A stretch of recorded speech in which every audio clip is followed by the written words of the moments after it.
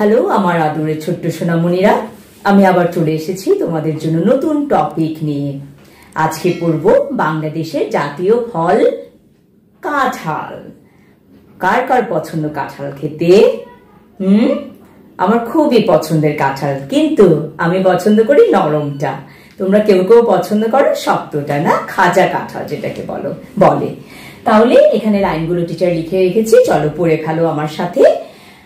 কাঁঠাল বাংলাদেশের জাতীয় ফল। বাংলাদেশের জাতীয় ফল কি? কাঁঠাল। আচ্ছা, এখানে কিন্তু চন্দ্রবিন্দু আছে, তাহলে কাঁঠাল হবে। এটি বাংলাদেশের প্রায় সব জায়গায় জন্মে। কোনটি? কাঁঠাল। এটি বাংলাদেশের প্রায় সব জায়গাতে প্রচুর পরিমাণে হয়, উৎপন্ন হয় বা ফলে।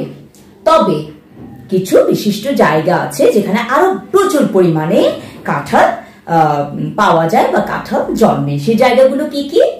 তবে ঢাকা, গাজীপুর, টাঙ্গাইল ও ময়মনসিংহ জেলায় প্রচুর পরিমাণে কাঁঠাল জন্মে।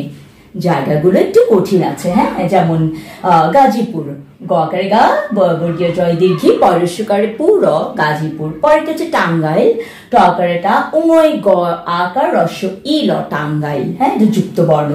ময়মনসিংহ ম অন্তস্থ ময় মন ম ন মন সিংহ, দন্তস্বর রস্যি অনুস্বর হ সিংহ ময়মনসিংহ। তাহলে এই জেলায় প্রচুর পরিমাণে কাঁঠাল জন্মে। এটি একটি গ্রীষ্মকালীন ফল। জ্যৈষ্ঠ মাসে, বাংলা মাস জ্যৈষ্ঠ মাস, সে সময় প্রচুর ফল পাওয়া যায়। ফলগুলো পেকে একদম চারিদিক ফলের গন্ধে বাতাসে মো মো করে। তাহলে এটি একটি গ্রীষ্মকালীন ফল। যে সমস্ত দেশে গরম পড়ে, মানে গ্রীষ্মকালীন সময়টাতে কাঁঠালটা প্রচুর পরিমাণে পাওয়া যায়। এটি কিন্তু শীতকালে হয় না। এটি গ্রীষ্মকালে পাকে। আর গ্রীষ্মকালে যেহেতু প্রচুর গরম, চৈত্র মাসের গরম, বৈশাখের খরতাপ, তখন ফল পাকা শুরু করে। আর এত বড় ফল যেটি কিনা কাঁঠাল, সেটিও পাকা শুরু করে। কখন? কোন ঋতুতে? গ্রীষ্ম ঋতুতে বা গ্রীষ্মকালে পাকে। এটা কিন্তু যুক্ত বর্ণ। গয় রফলায় দীর্ঘি মূর্ধন্যস্বয়ে ম গ্রীষ্ম না, কিন্তু গ্রীষ্মকালে ককারে কা লয়কারে রে, গ্রীষ্মকালে পাকে। এর তরকারি আমাদের দেশে অনেকেই খায়। আমার খুবই পছন্দের, যেটা কি কিনা ইন্ডিয়াতে এঁচোড় বলে, আমাদের এখানে অনেকে এঁচোড় বলে কাঁচা কাঁঠালটা। এটার সবজি কিন্তু খুবই মজার। তোমরা খেয়েছো? তাহলে এটি কি হয়? এর তরকারি আমাদের দেশে অনেকেই খায়। কাঁঠালের বীজ তরকারি ও হালুয়া রান্না করে খাওয়া যায়। তাহলে কাঁঠালের বীজ কি করা যায়? তরকারি, কাঁঠাল খেয়ে বিচিটাকে আবার ফেলে দিও না, কিন্তু এর বিচিটাও কাজে লাগে। মজার মজার তরকারি রান্না করা হয় এর বিচি থেকে। আবার এর বীজ থেকে কি হালুয়াও রান্না করা হয়। খেয়েছো হালুয়া? তাহলে লাইনটা মনে থাকবে তো, পড়ে ফেলো আরেকবার। কাঁঠালের বীজ তরকারি ও হালুয়া রান্না করে খাওয়া যায়।